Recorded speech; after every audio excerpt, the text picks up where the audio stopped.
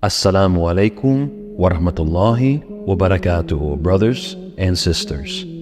Dealing with disrespect. It's something we all go through, and it's not easy. But what if I told you that Islam has a solution to this problem? Our Prophet Muhammad sallallahu alaihi wasallam said, "The strong man is not the good wrestler. The strong man is only the one who controls himself when he is angry." Sahih Bukhari. Think about this for a moment. True strength isn't about overpowering others. It's about mastering yourself, especially when faced with disrespect.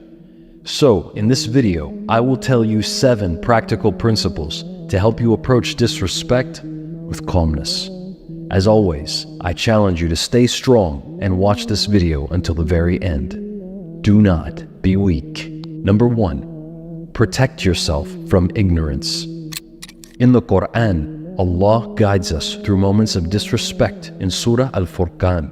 وَعِبَادُ الرَّحْمَنِ الَّذِينَ يَمْشُونَ عَلَى الْأَرْضِ هَوْنًا وَإِذَا خَاطَبَهُمُ الْجَاهِلُونَ قَالُوا سَلَامًا, which is translated as, "And the servants of the Most Merciful are those who walk upon the earth easily, and when the ignorant addresses them harshly, they say words of peace."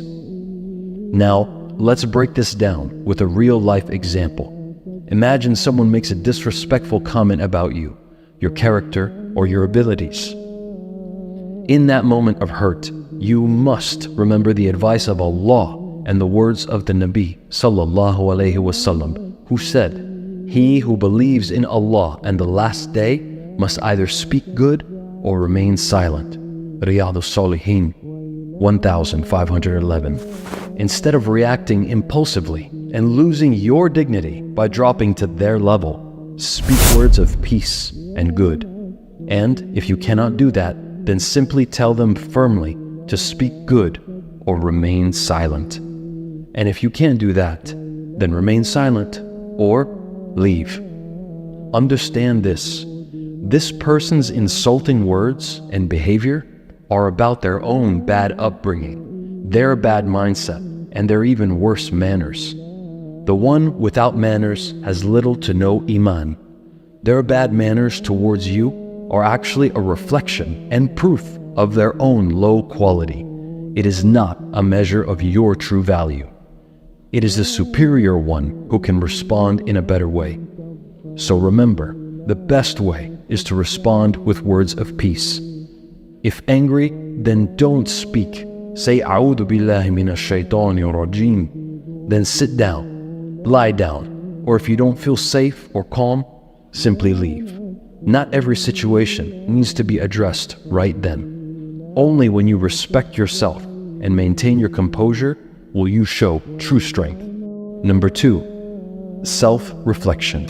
In Islam, self-reflection is something that our Prophet Muhammad sallallahu alaihi wasallam encouraged us to engage in. He said, "Take account of yourselves before you are taken to account." Tirmidhi. Now, imagine a person makes a disrespectful comment about your choices or actions. Instead of immediately reacting, take a moment to self-reflect. Ask yourself if there's any truth in his or her words. Did you unintentionally do or say something wrong? You must ask yourself these questions before you act. Take time to reflect in a safe place when you're calm and thinking clearly. In Islam, the practice of self-reflection is the way to personal growth. By objectively analyzing the event and your role in it, you gain clarity. The goal is not to blame yourself unnecessarily, but rather to look at your situation in alignment with Islam. So, when faced with disrespect, remember to think on your actions. If you want to surround yourself with Muslims that also seek self-improvement, join our Discord server with over 900 members, growing each day. Link in the description below. Number 3. When angry, make wudu. Anger is a strong feeling. It is like a burning fire. Anything that gets close to it gets affected by it, and it spreads quickly to everything in its surroundings, taking everything along with it. This is why our Prophet ﷺ encouraged us Muslims to make wudu when you lose control after someone disrespects you. Why? Because what is able to put out fire? Water, right? So next time you become fueled with anger, go and make wudu with cold water and see for yourself how it decreases your anger. Number 4, when overthinking, stay still and silent.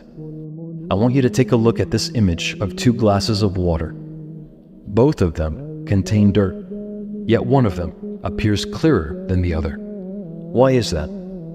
Because you gain peace when you stay still and silent. When you constantly overthink, your mind and heart thinks about things that are out of your control.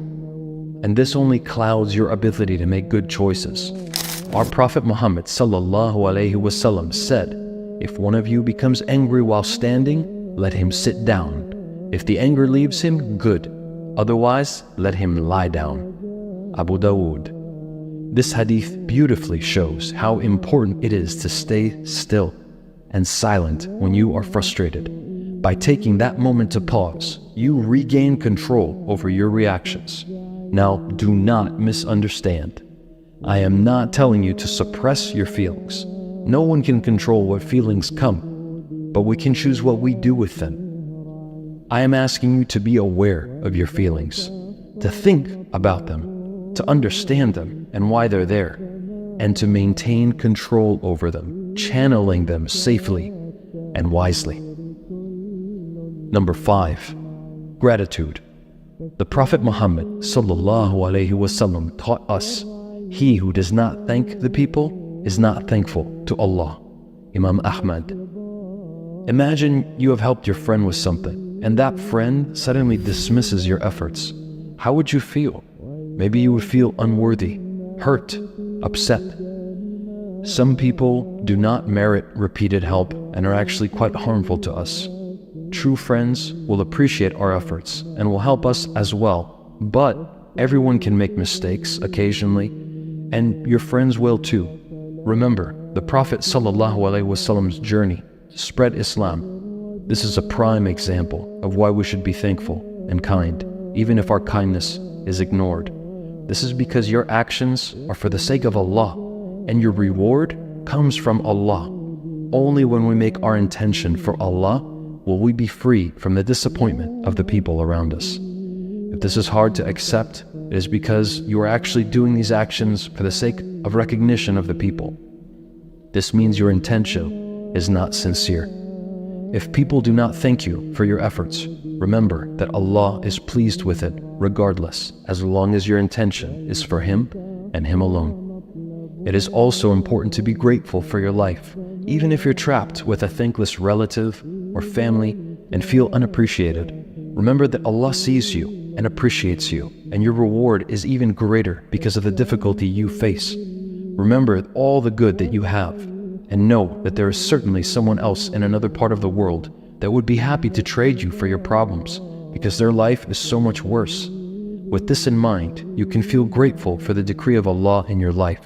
Increase in Iman. Increase your blessings from Allah, and become a good example for those around you. Number 6, tawakkul. In the Quran, we are reminded that Allah is the ultimate controller of all things, all situations, all destinies. This trust in Allah and Him alone is called tawakkul.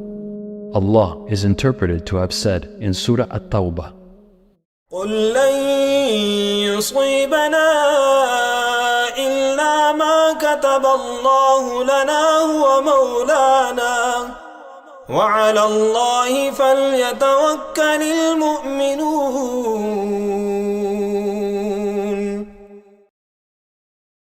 Say, nothing will befall us except what Allah has decreed for us. He is our protector. Let the believers then put all their trust in Allah. People can say and act in different ways that is un-Islamic. But if you let it affect your emotions and actions, suddenly you will see yourself falling into their trap. So trust that Allah's plan is way bigger than any small-minded incident or disrespect. And know that this difficulty is a test of your character, your heart, your submission to Allah, and your trust in His Sharia and His Messenger sallallahu alaihi wasallam. Number 7, forgiveness. In Islam, forgiveness is like a superpower.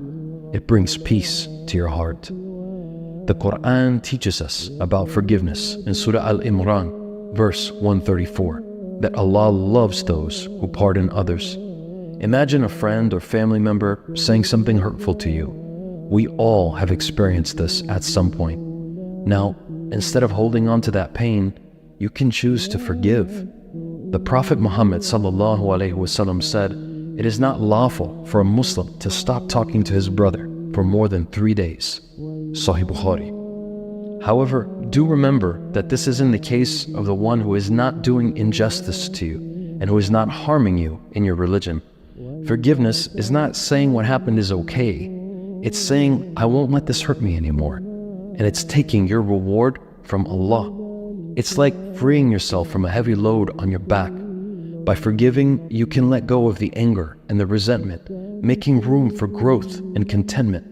However, do not let that person back into a position where they can hurt you again or be close to you unless they have sincerely apologized and reformed their ways. Islam does not tell us to be punching bags for others. Rather, we should be wise, we should understand what's happening, and we should be realistic as well. Know this, Allah will see your actions and reward you immensely for that. So choose to forgive and watch your heart become lighter. If you want to increase your knowledge, join the Patreon account for beneficial resources and exclusive content. Link is in the description below. A lot of Muslims need this message, so be sure to like and subscribe. Write Brave Deen at the end to let me know you made it. May Allah reward you for your efforts. Until next time, stay blessed and steadfast. Assalamu alaikum wa rahmatullahi wa barakatuh.